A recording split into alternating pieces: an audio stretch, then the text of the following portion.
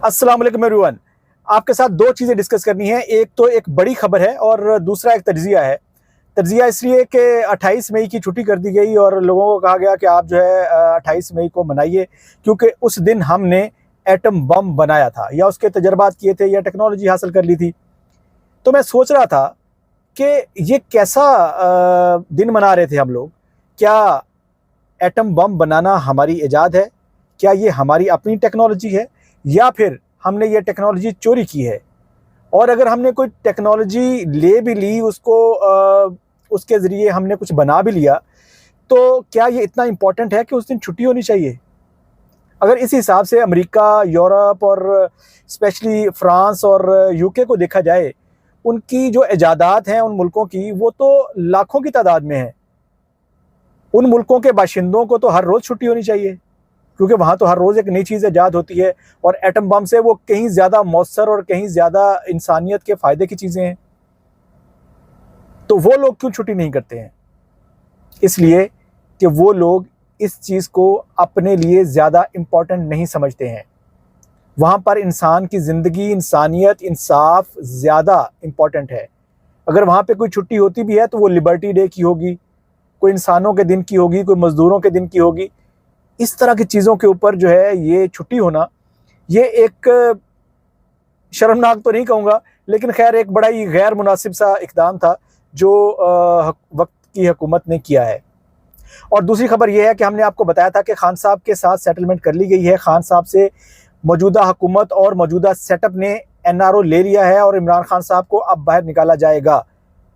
और उसके बाद आपने देखा कि एक बड़ी अफरा तफरी का माहौल था। एक प्रेस कॉन्फ्रेंस हो गई बड़ी, जिसको हमने बताया था आपको कि ये टांग ऊपर से रखने की कोशिश की गई थी। एक्चुअल में तो सेटलमेंट हो चुकी है, लेकिन वो प्रेस कॉन्फ्रेंस के अंदर आपने देखा कि वो जो साहब थे वो 2014 तक के मामलात को डिस्कस करना चाहते थे या वहाँ से इन्वेस्टिगेशन स्टार्ट करना चाहते थे।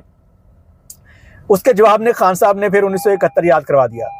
उन्होंने कहा कि अगर इन्वेस्टिगेशन शुरू होगी तो वो 1971 से होगी।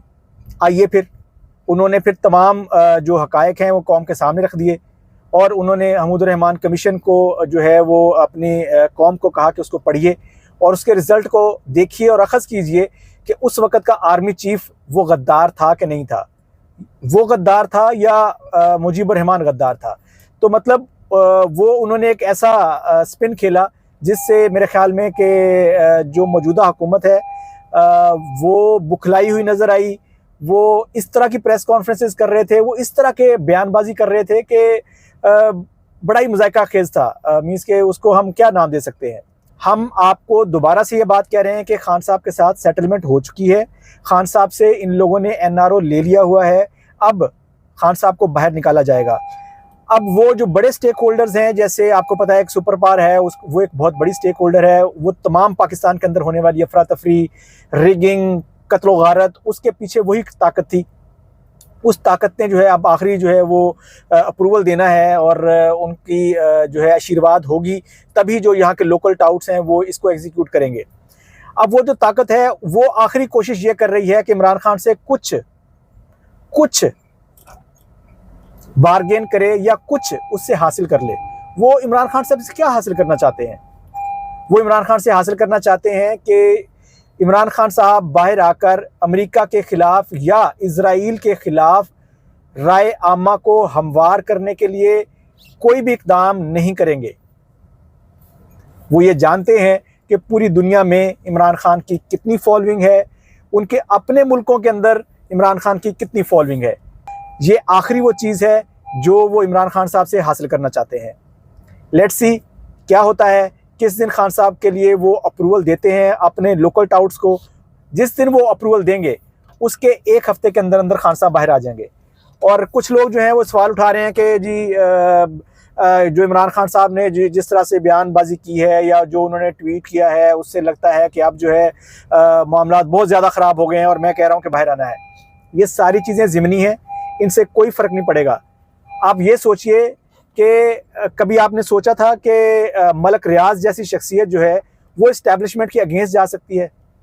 कभी आपने सोचा था कि हमारी 140 में से 137वें नंबर की घटिया तरीन अदलिया के जजेस जो हैं वो इस्टेब्लिशमेंट के ख़िलाफ़ जा सकते हैं?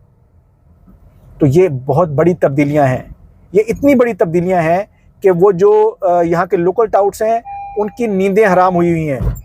वो चाहते हैं कि दोबारा से अपनी पोजीशन को गेन करें, अपनी परसेप्शन को कुछ बचा लें ताकि फ्यूचर में उनके काम आ सके। पुरुमीद रहिएगा और जुड़े रहिएगा। खान साहब आ रहे हैं। अस्सलाम वालेकुम।